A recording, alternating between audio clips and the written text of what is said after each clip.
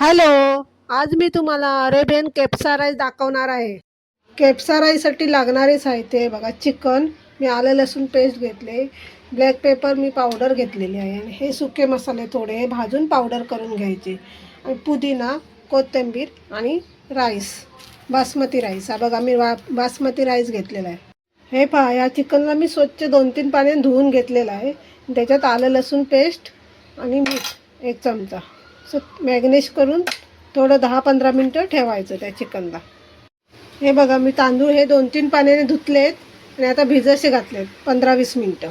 आणि इकडे चिकन आलं लसूण पेस्ट करून मॅग्नेशनला ठेवलेलं आहे. आणि इकडं मी पावडर करणार आहे ते मसाल्यांची. थोडे भाजून घेणार, नंतर पावडर करून घेणार. हे बघा, मसाले ना थोडे भाजून घ्यायचे, म्हणजे त्याची टेस्ट छान लागते. हे बघा, असे भाजून घेतलेत मी. तुम्हाला मसाल्याचं प्रमाण पाहिजे असलं ना केवढं टाकायचं तर सांगा, मी ते देईन.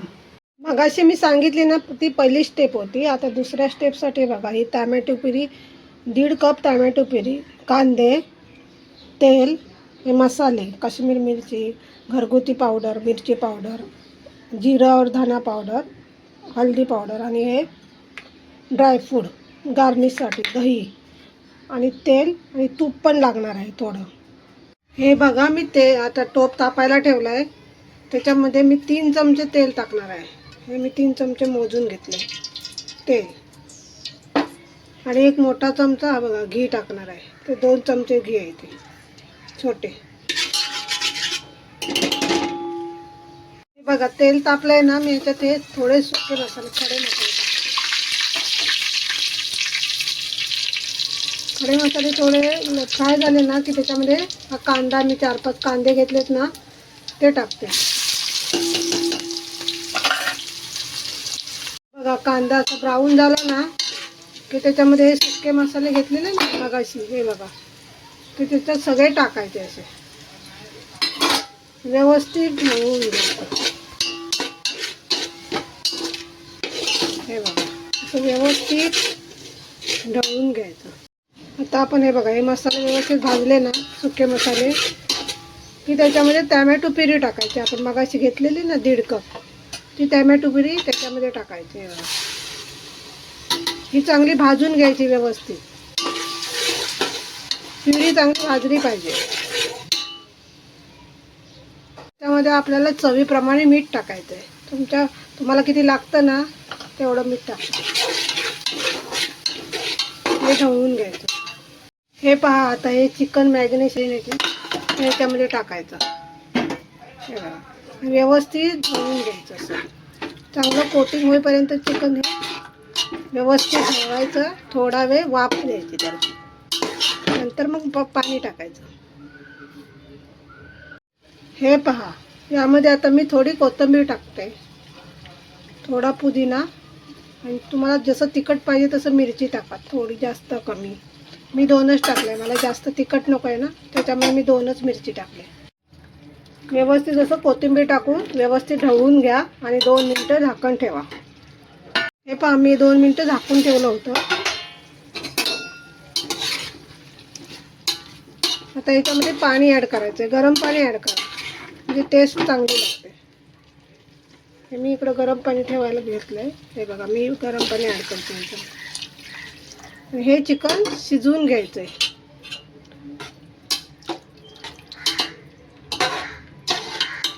60-70% शिजवून घ्यायचं चिकन.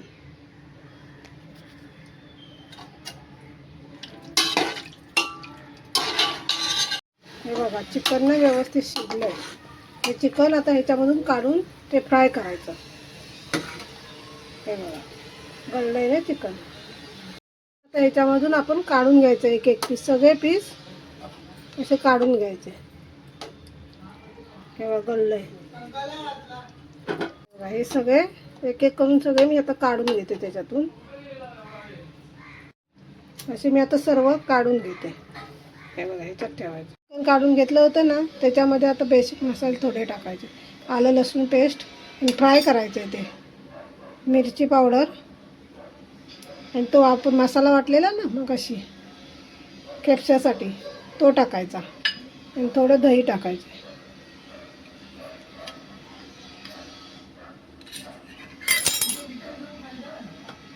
हे बघा, हे मॅग्नेशन केलं आहे ना, ते आता मी सगळं फ्राय करून घेते. मॅग्नेशन केलं आहे ना, ते आता हे फ्राय करून घ्यायचं.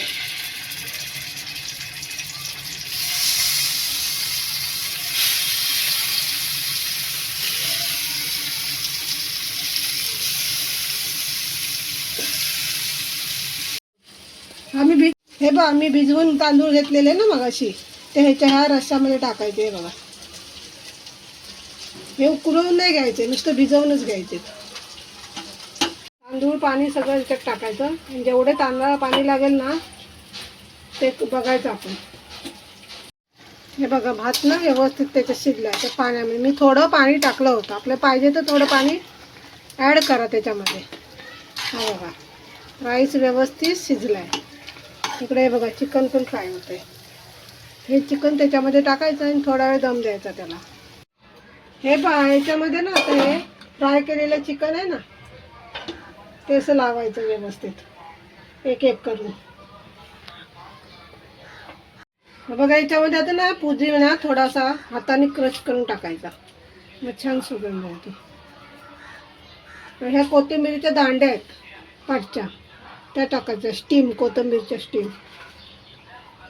गार्निशिंगला हे बघा, काजू बदाम फ्राय केलेत ना, ते टाकायचे. थोडं 10-15 मिनिटं असं हे करायचं, घट्ट झाकून ठेवायचं आणि वर काहीतरी जड ठेवा. मी हा पाण्याचा टोप ठेवते. थोडं 15 मिनिटं त्याला वाफ द्या आणि काढा. हे बघा, इकडे मी साऊथ इंडियन स्टाईल तडका रायता बनवला आहे. हा बघा, तडका देऊन रायता बनवला आहे.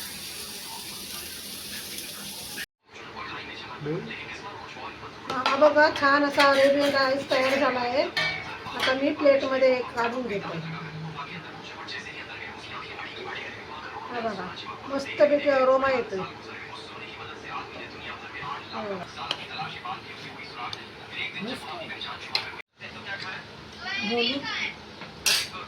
हा बघा, छान असा अरेबियन केस्पा राईस तयार झाला आहे आणि हा साऊथ इंडियन रायता बनवला आहे. तुम्ही पण करा आणि खावा.